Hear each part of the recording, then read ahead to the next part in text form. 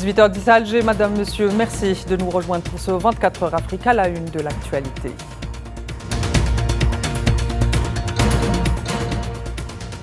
Chargé par le président Abdelmadjid Tebboune, le président de l'Assemblée populaire algérienne, Brahim Bourali, assiste aux funérailles du président de la République islamique d'Iran, Feu Ibrahim Raïssi, et du chef de la diplomatie, Feu Amir Abdollahian.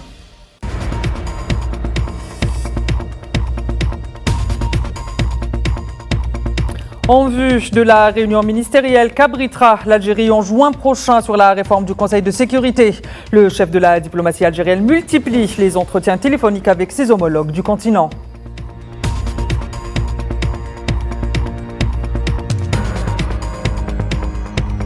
Et à l'issue de sa visite en Chine, le chef de la diplomatie tanzanienne affirme que les deux pays ont le regard tourné vers l'avenir.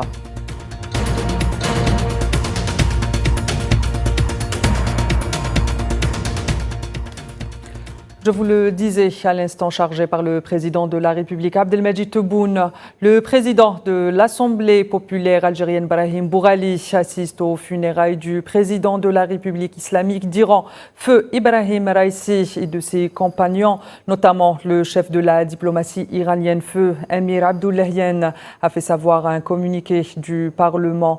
Le président de l'ANP est accompagné du ministre des Moudjahidines algériens et du vice-président de l'ANP.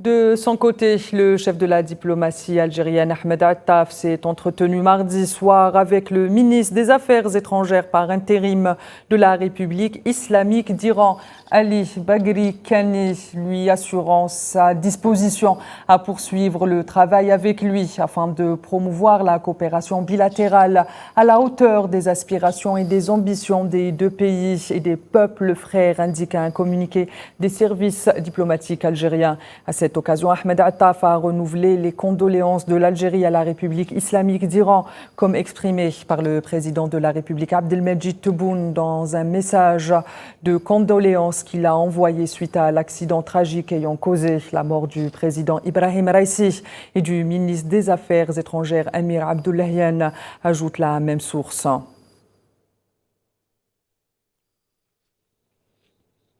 Ahmed Attaf a par ailleurs échangé ce mercredi des entretiens téléphoniques avec ses homologues de la République d'Ouganda, Udongo Djedje Aboubakar, de la République du Congo, Jean-Claude Kasoko, et de la République de Namibie, Peya Mushulunga, a indiqué un communiqué du ministère. À cette occasion, pour le chef de la diplomatie algérienne et ses homologues d'échanger sur les niveaux atteints par les relations bilatérales dans leurs différents volets et dimensions, et surtout de procéder avec eux à un échange d'analyses concernant les développements de la situation au niveau continental, notamment la préparation de l'importante réunion ministérielle qu'abritera l'Algérie en juin prochain sur la réforme du Conseil de sécurité, a ajouté le communiqué du ministère.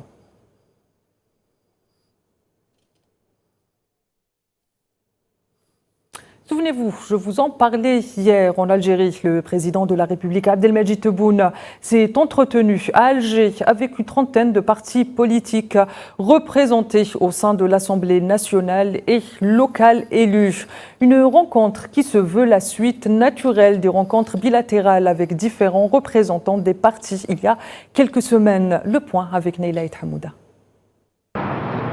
L'événement est sans doute inédit en Algérie. Pour la première fois de l'histoire du pays, une rencontre président de la République, partis politiques siégeant dans les assemblées élues nationales et locaux, se tient. Le rendez-vous historique sur fond de conclave ayant duré plus de 8 heures. Le chef de l'État travaille depuis son accession à la magistrature suprême en décembre 2019 à promouvoir la démocratie participative et à la culture du dialogue et de la concertation inclusive. La rencontre avec 27 formations politiques et diverses tendances va dans le même sens puisqu'elle porte sur la création d'un front interne solide pour une Algérie nouvelle, émergente et très influente au niveau régional et international. Les chefs de partis conviés à cette rencontre se félicitent du dialogue franc et constructif.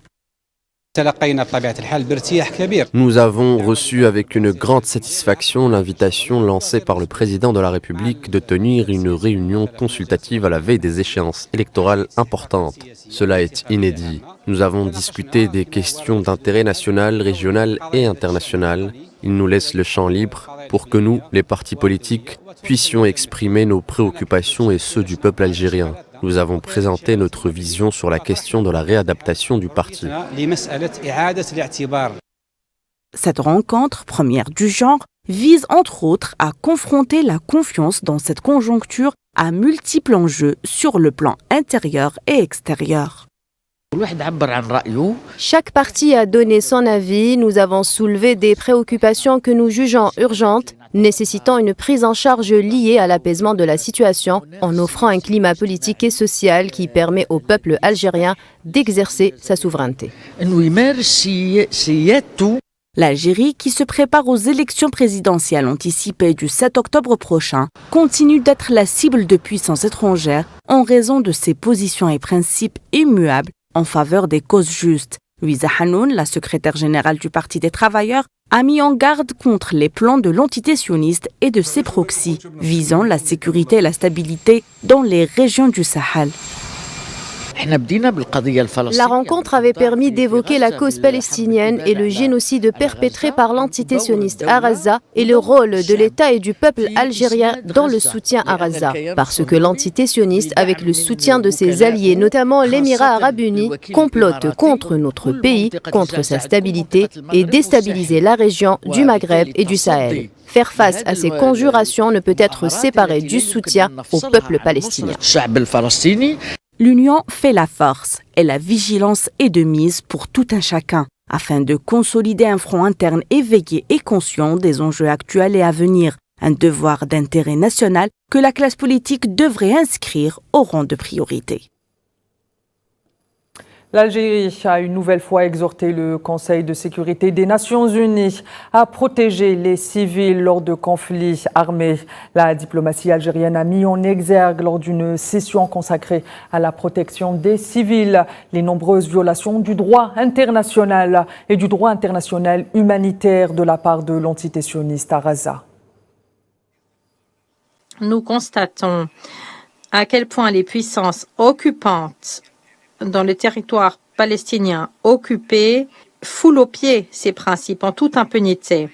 Les forces d'occupation israéliennes ont, de manière délibérée, ciblé des civils et des infrastructures civiles. C'est un fait. Plus de 35 303 décès, dont 32% d'enfants. 171 installations ont été ciblées. 493 travailleurs sanitaires ont été tués. 193 membres du personnel des Nations Unies ont été tués. 147 journalistes et travailleurs des médias ont été tués. Par ailleurs, le représentant de l'Algérie à l'ONU a qualifié de crime de guerre l'ensemble des opérations militaires sionistes à Gaza. On l'écoute.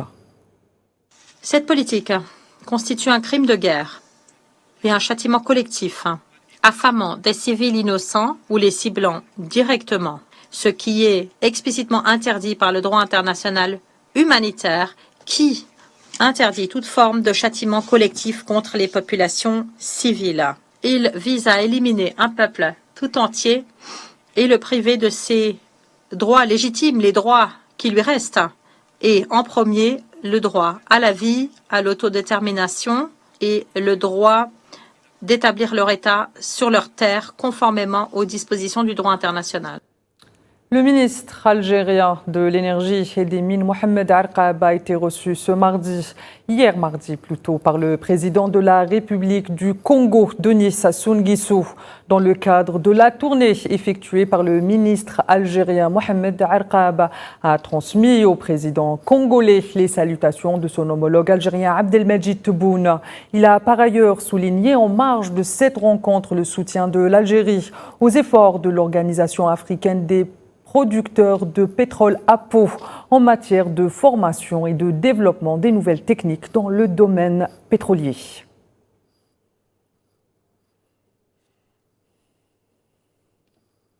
Au Maroc, la mobilisation contre la normalisation des relations avec l'entité sioniste ne faiblit pas. Ils étaient des centaines à avoir répondu présent hier à l'appel du Front marocain de soutien à la Palestine et contre la normalisation pour un sit-in devant le Parlement marocain à Rabat, pour dénoncer ce qu'il qualifie de normalisation honteuse avec l'entité sioniste, mais aussi la fourniture continue d'armes par les États-Unis à l'entité sioniste qui commet depuis 7 mois une offensive génocidaire sans précédent à Gaza. À noter qu'au Maroc, depuis le début de la normalisation, l'opinion publique se mobilise pour annuler les accords dits d'Abraham. Certaines figures de cette mobilisation ont fait les frais de la répression et occupant de peines de prison notamment. Les relations sino-tanzaniennes donnent des résultats fructueux et montrent un avenir prometteur, a déclaré le chef de la diplomatie tanzanienne, s'exprimant à l'occasion d'un entretien à la télévision chinoise. Junior Youssef Makomba était en visite en Chine à l'occasion du 60e anniversaire de l'établissement des relations diplomatiques entre les deux pays. Il revient notamment sur cette visite et le chef de la diplomatie s'est dit satisfait de sa visite en Chine. Je vous propose d'écouter un extrait de l'entretien qu'il a accordé à la télévision chinoise. C'était très bien. Nous avons eu une bonne réunion. Nous avons abordé de nombreuses questions, mais les points clés sont au nombre de 3. L'un concerne les relations bilatérales entre nos deux pays. Nous avons évalué positivement les 60 dernières années de nos relations. Nous avons également parlé de la prochaine réunion du FOCAC, les préparatifs, l'orientation et les questions qui seront abordées. Nous avons également abordé les affaires mondiales et régionales. Et puis, direction la Croisette avant de clore cette édition pour la 77e édition du Festival de Cannes. Et clap de fin ce mercredi pour les travaux du pavillon algérien. Et pour finir en beauté, l'Algérie a tenu à représenter pour sa dernière journée le cinéma palestinien avec pour seul mot d'ordre, donner une voix aux causes justes et permettre à toutes et à tous de s'exprimer sur la situation actuelle en Palestine occupée. De nombreux cinéastes palestiniens étaient au rendez-vous dans un pavillon plein à craquer, comme vous pouvez le voir sur les images qui suivent.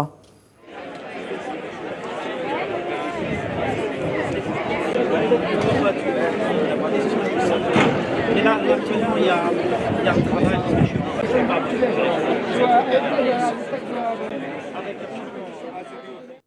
Et justement, nous allons rejoindre tout de suite notre envoyé spécial à Cannes, Nariman Zekar. Bonsoir Nariman. Bonsoir Taninan. Alors Nariman, qu'est-ce qu'on peut retenir de ces journées du cinéma algérien à Cannes? Eh bien, écoutez, aujourd'hui se clôturent les travaux du pavillon algérien du Festival de Cannes. Et ce qu'on peut retenir de cette semaine, c'est bien sûr le magnifique travail fourni par l'Algérie, par le gouvernement, par le ministère de la Culture et des Arts, et surtout le travail et les efforts fournis par les Algériens du 7e art. Ils étaient présents en force ici à Cannes et on a vraiment pu ressentir la bonne volonté et aussi la solidarité. Donc le slogan de cette année, c'est Algeria is back, et pas seulement. Je dirais que l'Algérie est non seulement de retour, mais elle a également su marquer les esprits par sa participation. Vous verrez sur les images que j'ai Justement, envoyées. Nariman, le slogan de cette année, c'est Algérie is back, mais aussi la Palestine a été à l'honneur. Est-ce qu'on peut dire aujourd'hui que le cinéma algérien est plus que jamais un cinéma d'opinion et un cinéma de solidarité ? Oui, bien sûr, on peut dire absolument que le cinéma algérien est un cinéma d'opinion, est un cinéma de solidarité, c'est du jamais vu. Le drapeau palestinien a été hissé aux côtés du drapeau algérien sur le pavillon. Il y a même eu une minute de silence général au niveau du marché international de Cannes, où tout le monde s'est tenu, était main dans la main pour rendre hommage aux Palestiniens et aux victimes du génocide à Gaza. Donc on peut dire que c'est une réussite cette année pour le pavillon algérien. Merci Nariman, je rappelle que vous êtes notre envoyé spécial à Cannes. Madame, Monsieur, c'est sur ainsi que s'achève ce 24 heures Afrique. Il ne me reste plus qu'à vous souhaiter une excellente suite des programmes sur A24 News.